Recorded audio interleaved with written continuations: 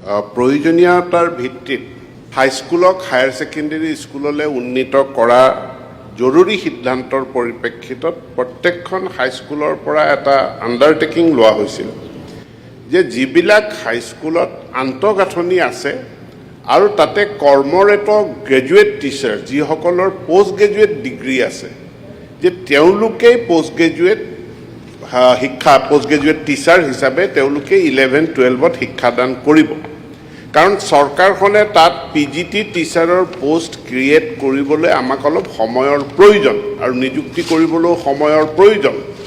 এই অন্তৰ্বৰ্তী সময়খিনিত যেতিয়ালৈকে ৰেগুলাৰ পিজিটি টিচাৰ আমি তাত পোষ্ট কৰিব নোৱাৰোঁ, এই অন্তৰ্বৰ্তী সময়খিনিত পোষ্ট গ্ৰেজুৱেট ডিগ্ৰী থকা গ্ৰেজুৱেট টিচাৰ যিবিলাক বিদ্যালয়ে শিক্ষাদান কৰিব পৰা যাব বুলি কৈছিল সেই বিদ্যালয়সমূহকে উন্নীত কৰা হৈছিল আৰু এনেকুৱা 405খন হাইস্কুলক হায়াৰ ছেকেণ্ডেৰীলৈ উন্নীত কৰা হ'ল।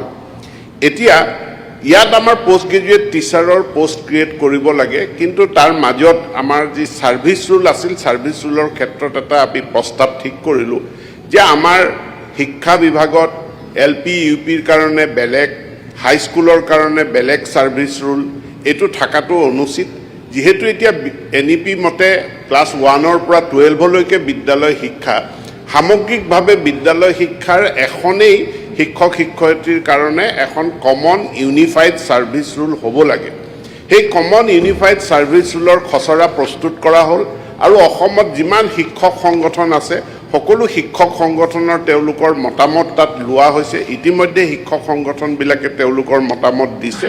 এই বিধানসভাতে যিকোনো এটা শুভ দিনত আমি ছাৰ্ভিচ ৰুলখন আনিম আৰু সেইখন গৃহীত হোৱাৰ পাছত আমি graduate teacher, post graduate teacher নতুন ছাৰ্ভিচ ৰুল মতে আমি ৰিক্ৰুটমেণ্ট কৰিম। এই কথাটো মই আজি সদনক জনাইছোঁ। দ্বিতীয় কথাটো হ'ল যে এই হাইস্কুল যিহেতু ইয়াত হেডমাষ্টাৰ আছিলে, প্ৰিন্সিপাল নাছিল, এতিয়া আমি প্ৰিন্সিপাল লাগে।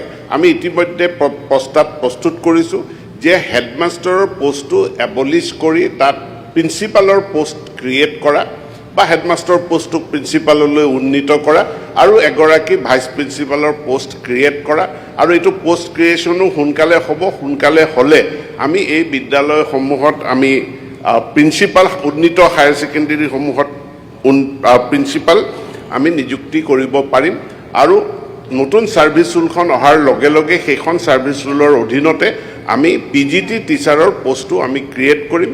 মই এইটোও আপোনালোকক আপোনাৰ জৰিয়তে জনাব বিচাৰোঁ যে আমাৰ শিক্ষকসকলৰ কোনো পদোন্নতি নাথাকে। GT টিচাৰ, PGT টিচাৰ তেওঁলোকৰ পদোন্নতি নাথাকে, কিন্তু আমি নতুন ছাৰ্ভিচ ৰুলখনত প্ৰস্তাৱ কৰিম যাতে তেওঁলোকৰো পদোন্নতিৰ এটা শতাংশ, 100% নহয়, এটা শতাংশ ডাইৰেক্ট ৰিক্ৰুটমেণ্ট হ'ব, এটা শতাংশ প্ৰমোশ্যনৰ দ্বাৰা PGT ৰিক্ৰুটমেণ্ট হ'ব বা GT ৰিক্ৰুটমেণ্ট হ'ব।